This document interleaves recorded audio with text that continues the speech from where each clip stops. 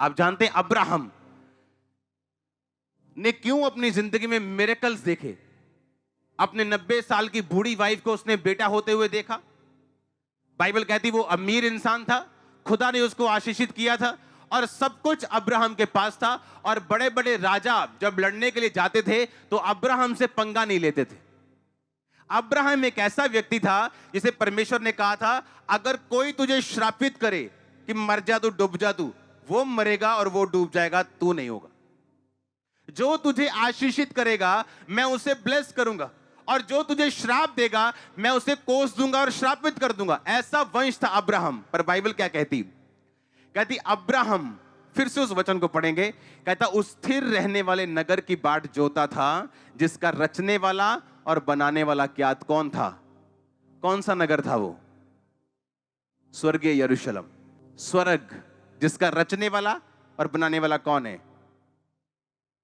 ये नगर आपने बनाए, घर आपने बनाए, लेकिन ऊपर स्वर्ग किसने बनाया?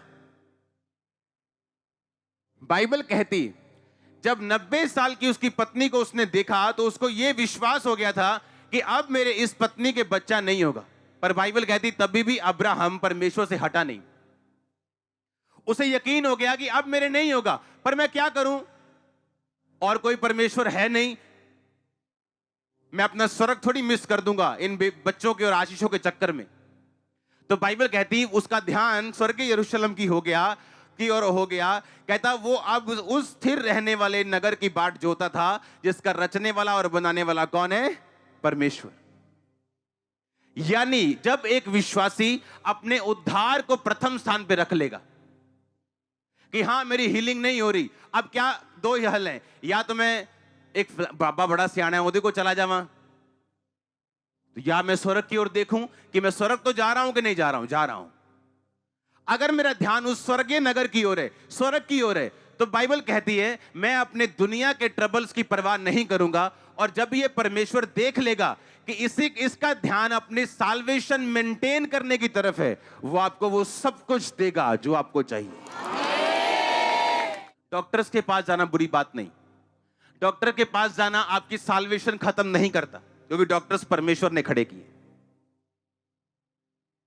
आप समझ रहे क्या? और एक बंदा ऐसा बैठा जो बोला मैं मर जाऊंगा, लुट जाऊंगा, पर बाबे के पास नहीं जाऊंगा। आप समझ रहे हैं? बाइबल कहती है वो दूसरा बंदा जिसका ध्यान स्वर्ग की ओर है कि मैं अपनी साल्वेशन को मिस नहीं कर सकता, मैं अपने उद्धार को मिस नहीं कर सकता। हम भजन संहिता 51 पढ़ेंगे, जब उसकी एक आयत को 12 आयत को हम पढ़ेंगे, उसमें लिखा अपने किए हुए उद्धार का हर्ष मुझे फिर से दे और उदार आत्मा देकर मुझे संभाल।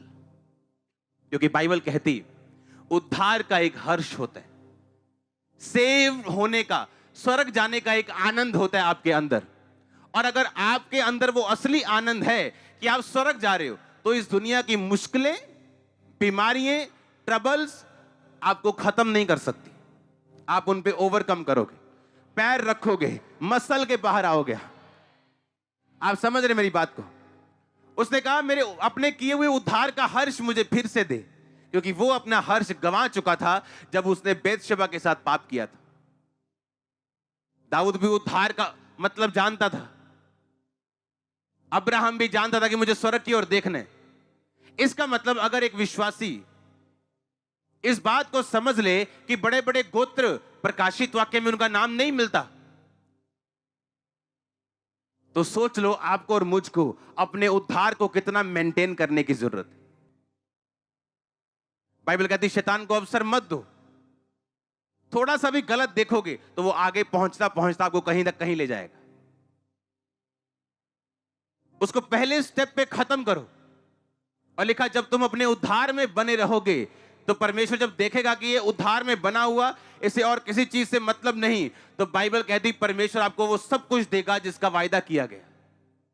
आपको चंगा भी करेगा, आपके बच्चों को महान भी करेगा, आपका सीड बाइबल कहती है महान होगा, आपका वंश महान होगा, सीधे लोगों की संतान आशीष पाएगी, सब कुछ आपके पास होगा। लेकिन वो धन देगा, उसके साथ दुख नहीं मिलाएगा। आप मेरी बात समझ रहे कि नहीं? अगर एक विश्वासी ठान ले कि मुझे अपने उद्धार में बने रहना, ना तो जब मैं ज्यादा खुश हूं तब पाप करना, ना ज्यादा निराश हूं तब पाप करना, मैंने नहीं करना। मैं खड़ा हूं तो भी नहीं करूंगा, गिरा हूं तो भी नहीं करूंगा, खुश हूं तो भी नहीं करूंगा, नहीं खुश तो भी नहीं करूंगा। इस बात को अपनी लाइफ में एक रूल बना के चलना।